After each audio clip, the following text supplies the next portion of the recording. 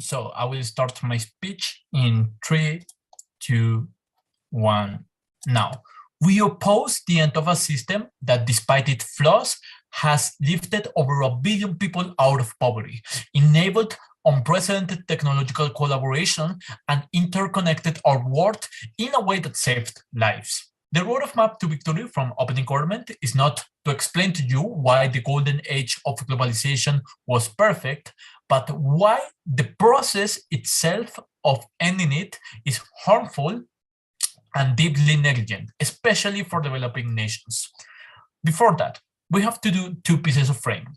First, what does the end of the golden age looks like? Because this is not just a symbolic end. We are talking about something that is happening in the status quo, and we as opening government has to oppose that in the reality. Look, the golden age of globalization is coming to an end largely due to the rise of populist and nationalist leaders. We've seen this in cases like Donald Trump in the United States with the brand of Make America Great Again, or the UK's withdrawal from the European Union with the Brexit. Those advocating for the end of globalization tend to be developed countries. Why this is the case? First of all, because are the ones that have a direct impact from migrations. These nations have experienced the greatest social and political tensions resulting from large-scale immigration. But second of all, because they have the self-sufficiency capacity. That is to say that they possess the infrastructure to replace foreign industries with domestic production. But lastly, is because they have reduced dependence on developing countries. With the rise of technology and green technology, they have decreased their reliance on gas and oil imports, and now focus on sourcing a specific technology and through domestic channels.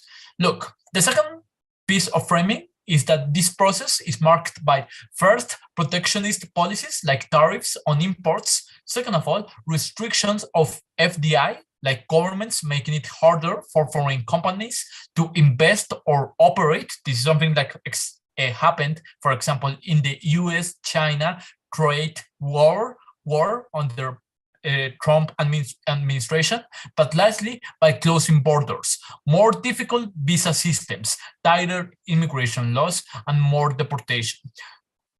Look, our first argument is that this is going to create economic harm to developing countries. The mechanism is that developing nations are deeply integrated into global markets through exports, foreign investment, and importation of capital goods. Ending globalization restricts these lifelines. Why?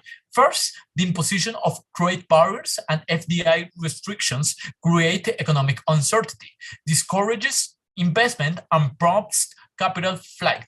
Why this is the case? Because it creates a speculative crisis.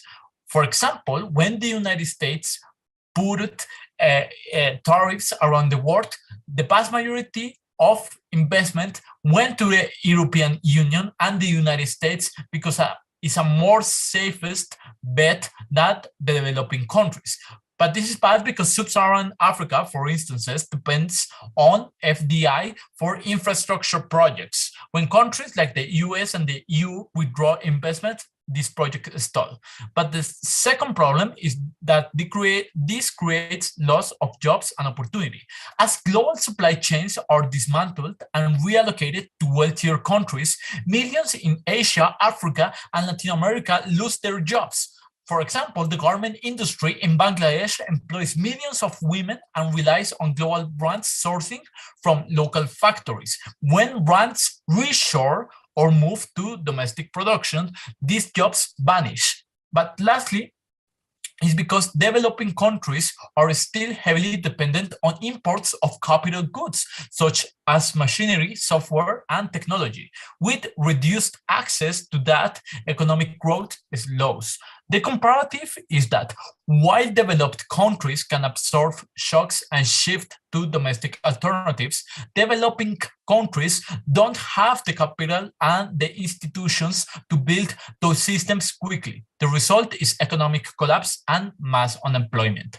The second argument is that this collapsed international cooperation, because globalization wasn't just trade, it was also cooperation. Ending it weakens institutions that supported health, climate action, and crisis responses. For example, the US withdrawal from World Health Organization funding during the COVID-19 pandemic undermined vaccine distributions efforts like COVAX.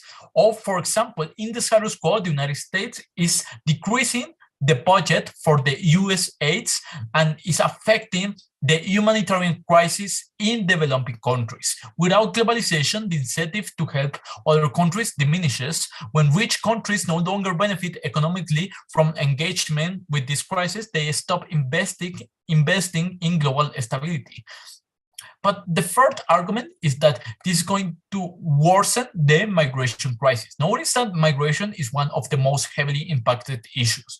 Even in opposition, they are going to still have countries with armed conflicts, for example.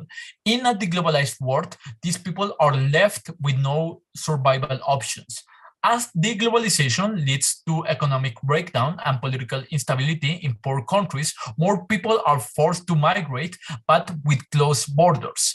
Border closure leads to, first of all, increased rejection for asylum requests. Like, for example, in 2023, the UK passed the illegal migration bill, criminalizing asylum seekers arriving through unsafe routes. Second of all, creates mass deportation, even of innocent individuals. It's something that is happening in the United States.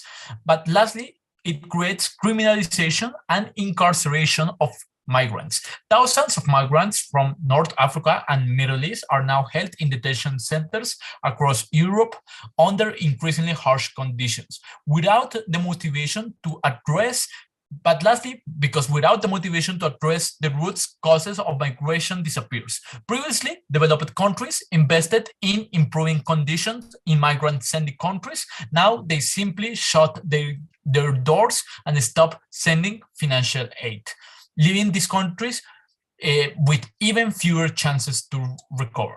So I think because all of that, because this affects the most vulnerable actor and affects the international cooperation for humanitarian crisis, we are proud to oppose this end of the global